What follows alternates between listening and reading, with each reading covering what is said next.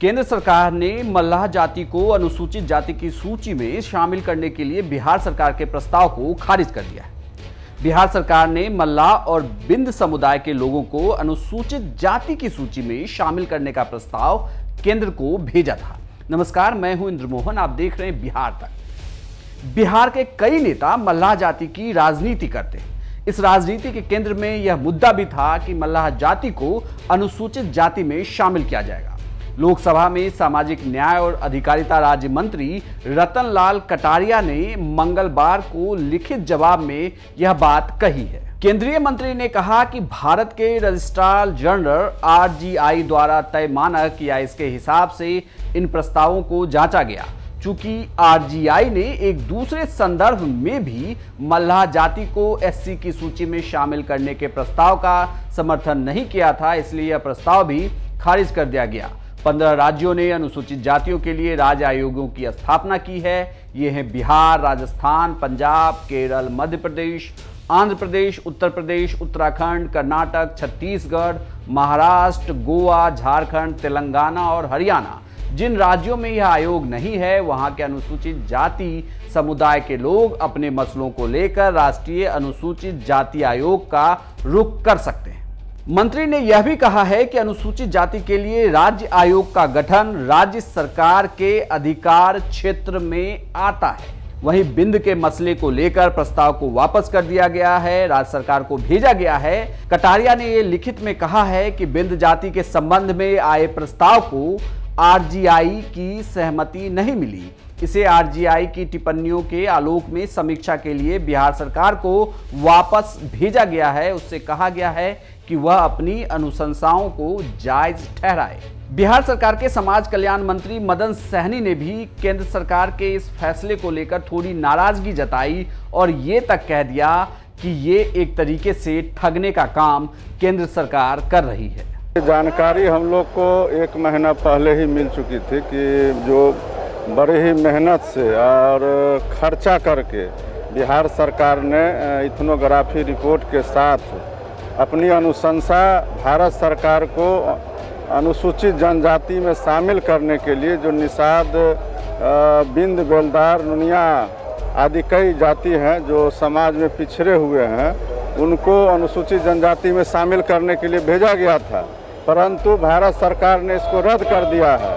हम लोग मांग करते हैं कि चूँकि इसके हम लोग सही हकदार हैं, हम आपको बताना चाहते हैं कि यह जनरल नॉलेज का भी विषय हो सकता है।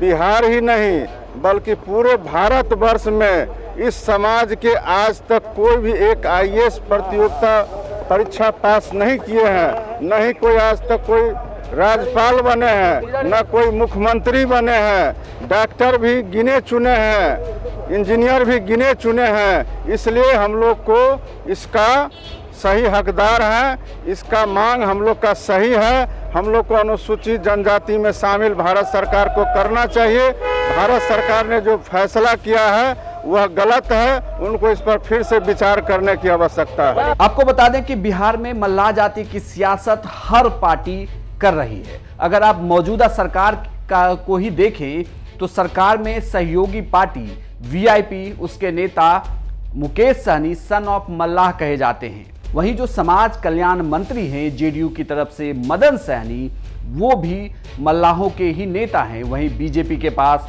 अजय निषाद सांसद हैं। तो मल्लाह की राजनीति के केंद्र में यह मुद्दा भी रहा है, जिसमें बार बार ये बात कही जाती थी कि मल्लाह जाति को अनुसूचित जाति की कैटेगरी में शामिल करवाया जाएगा, उसके हक की लड़ाई लड़ी जाएगी। लेकिन जब केंद्र सरकार ने इस प्रस्ताव को ठुकराया है तो उसके बाद ये नेता आगे इस मुद्दे को कैसे हवा देते हैं ये भी देखना होगा। लेकिन आपको ये भी बता दूं कि अगर अनुसूचित जाति में शामिल हुए होती मल्लाह जाति तो उसे क्या फायदा होता।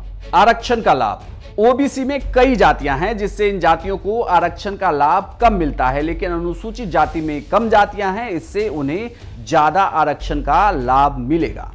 राजनीतिक लाभ, इन जातियों की राजनीतिक भागीदारी बहुत कम है। अगर आप बिहार में ही देखें तो काफी कम विधायक मल्लाह जाति से आते हैं, लेकिन अनुसूचित जाति में शामिल होने से इन्हें चुनाव में आरक्षण का लाभ मिलता, जिससे राजनीतिक भागीदारी इनकी बढ़ जाती। हालांकि बिहार में जो भी पार्टियां रही उन्होंने मल्लाहों को साथ रखने की हर वक्त कोशिश की और मल्लाह जाति हालांकि पहले इसके वोट बैंक बटे हुए थे, लेकिन अब जब वीआईपी पार्टी मल्लाह की राजनीति करने लगी है तो उसने मल्लाह वोटरों को एक साथ करने की कोशिश की है। लेकिन अभी आपको बता दें कि इस मुद्दे पर भी इन पार्टियों की क्या आगे रणनीति होती है, यह भी देखना दिलचस्प होगा, क्योंकि हर बार चुनाव के वक्त तो यह मुद्दा जरूर होता है। हालांकि बिहार में चुनाव अभी दूर है, इसलिए यह मुद्दा फिलहाल बनता तो नहीं दिखता।